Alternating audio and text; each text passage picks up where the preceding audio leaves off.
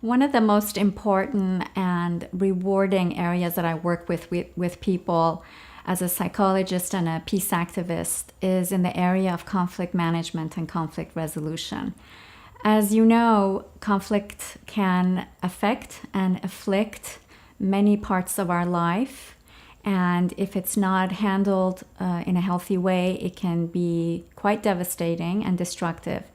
If it's externalized out into the world, it can create wars and destroy nations overnight.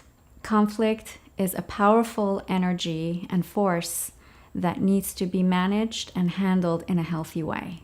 I like to compare this wild and sometimes unforgiving force or energy called conflict with the lotus flower. Those of you who are familiar with the lotus flower, you know that it is actually born out of mud or filth.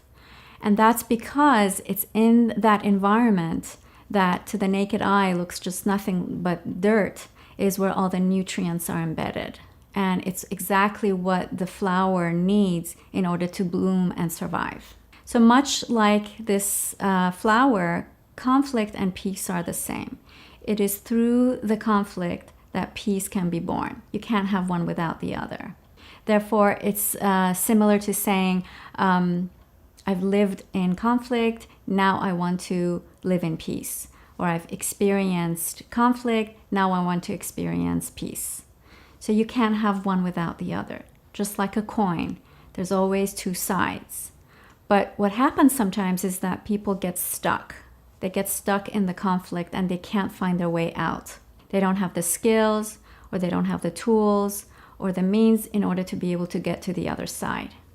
And so a bulk of my work is helping people to create a pathway out of the conflict into living a more peaceful life. So today I want to talk about the three aspects of conflict, which I think if most people know about and know how to work or navigate through these three different areas, it can make life much easier, and the prospect of reaching a solution or managing conflict can be found much easier. The first part about conflict is that you have to recognize that whenever you're dealing with another person or other people, whether it's on an interpersonal level, so one-on-one, or within a group setting, you are dealing immediately with the prospect of conflict. The reason is because there's just one of you. There's not two of you or many of you. And every person comes with their own set of genes and DNA.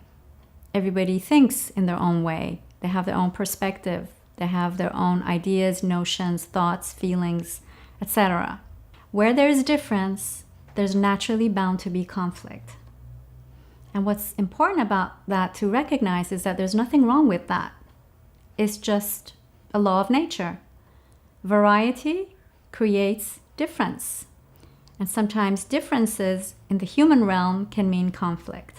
So the second part of conflict is recognizing that, of course, when two individuals come together or two groups or more come together, there's going to be conflict, is recognizing that conflict is created interpersonally or between people or groups. It doesn't happen somewhere out in space or in the other person or in the other group. We all are participating in creating the conflict. This is a really important concept to take hold of because it feeds into the idea, the concept of personal responsibility. When you recognize that there's going to be conflict and that you're going to hold one end of it and the other individual, the other group is going to hold the other end of it, it creates personal responsibility. When there is an element of personal responsibility, then all the parties are able to come and sit at the table and create solutions or manage the conflict in a healthy way. The third and final aspect of conflict management and conflict resolution is recognizing that peace building is actually a very creative process, which requires a great deal of openness and flexibility. Sometimes what happens with people is when they get together, they have a set idea or agenda of how they want the conflict to be solved or how they want things to look like. and it becomes a very rigid and static conversation. Well, what's important to recognize is that conflict resolution and management is a creative process.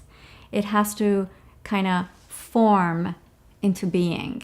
Just like the lotus flower that comes to form into being this exquisite flower that we see, peace building is also a very creative process where it has to kind of meld and form into something that's viable and acceptable and sustainable for all parties involved.